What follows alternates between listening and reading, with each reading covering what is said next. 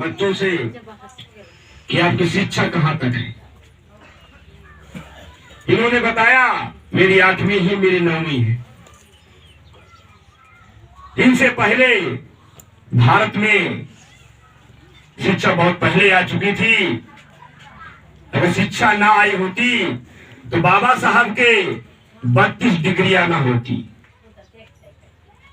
बल्कि हमारे जो बहुजन समाज के लोग हैं, मूल निवासी जो लोग हैं, उन्होंने शिक्षा को प्रचार प्रसार के लिए शिक्षा पर गर्व नहीं किया, शिक्षा पर फोकस नहीं किया। तभी आज ये गरीबी देखने को हमको मिल रही है। बाबा साहब ने एक बात कही थी, शिक्षा वो शेरनी का दूध है, जो पिएगा वो दहाड़ेगा, दहाड़ेगा नहीं गुराएगा जरूर। अगर हम लोगों के पास शिक्षा है, हाई कोर्ट सुप्रीम कोर्ट कहीं पर भी अपनी बात कर सकते हैं, अपने समाज की बात रख सकते हैं, अपने हक अधिकार की बात कर सकते हैं। इसलिए हम सब लोगों को इन कार्यक्रमों से सीख लेना चाहिए। शिक्षा पर प्रकाश डाले, अपने बच्चों को पढ़ाए। बहुत सारे नौजवान साथी सुपारी में, दारू में, गांजा में, जितना भी मदिरा है, नशा पदार्थ है, उन लोगों पर, उन चीजों पर हमारे लोग ध्यान देते हैं। किसी को समझाओ, कोई समझने के लिए तैयार नहीं है। एक समय था भारत में 33 करोड़ देवी देवता थे। जिस समय 33 करोड़ देवी और देवता थे, उस समय आपकी भारत की आबादी 33 करोड़ ही थी। और 33 करोड़ अगर ये आपके देवी और देवता अगर आपकी गरीबी को दूर करना चाहते, आज भारत में ये दशा दुर्दशा न होती हम सब लोगों की। हर घर में नौकरियां होती, हर घर में व्यवसाय होता, हर घर में शिक्षा होता, बल्कि मनुवाद के लोगों ने हम सब लोगों को इस व्यवस्था पे ढाल के रखा। और आज भी हमारे जो नौजवान साथी हैं, जो बुजुर्ग हैं, उस व्यवस्था पे ढले हुए हैं।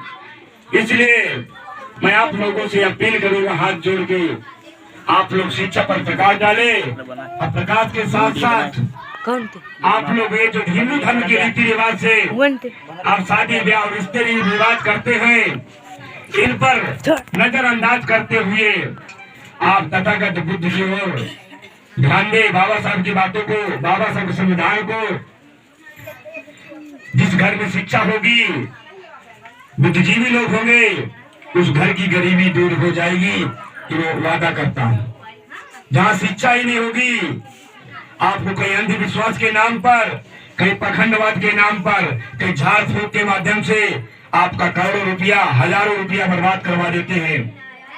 इसलिए आप सभी साथी, अगर आप लोगों के लिए बाबा साहब 3-3, 4-4 बेटे कुर्बान कर दिए, अपनी पत्नी को कुर्बान कर दिए, अपने परिवार को कुर्बान कर दिए, आप सब लोगों को मार्गदर्शन बनता है कि जो हमारे बीच में पूजनीय भंते जी बैठे हैं, इन भंतों से हमको सीख लेना चाहिए। इस व्यवस्था में इन्होंने संघर्ष किया और संघर्ष के साथ साथ आज हमारे बीच में भी संघर्ष कर रहे हैं। इसलिए ये हमारे गुरु हैं, गुरु के सम्मान है, इनका हम आदर करते हैं, इनसे हमको सीखना चाहिए। जब सीखेंगे वास्तव में जागृति आएगी, जागृति आएगी और गरीबी दूर हो जाएगी। इसी आशा और उम्मीद के साथ सभी को मैं धन्यवाद दूंगा। और आप लोगों ने समय दिया, आपने मेरी बात को सुना। और साथियों, इस भारत में आपका एक चैनल है, मूल निवासी बेरोजगार चैनल। उस चैनल को आप लोग जरूर सब्सक्राइब करेंगे। जिनके पास बड़े बड़े फोन एंड्रॉइड सेट हैं, आपको ये जागृति के कार्यक्रम मिलते रहेंगे। दूसरी बात आपसे बताऊं, मैं एक प्रबंधक भी हूँ एक विद्यालय का, सावित्री राष्ट्रमाता सावित्रीबाई फुले पब्लिक स्कूल। उस स्कूल का मैं प्रबंधक हूँ।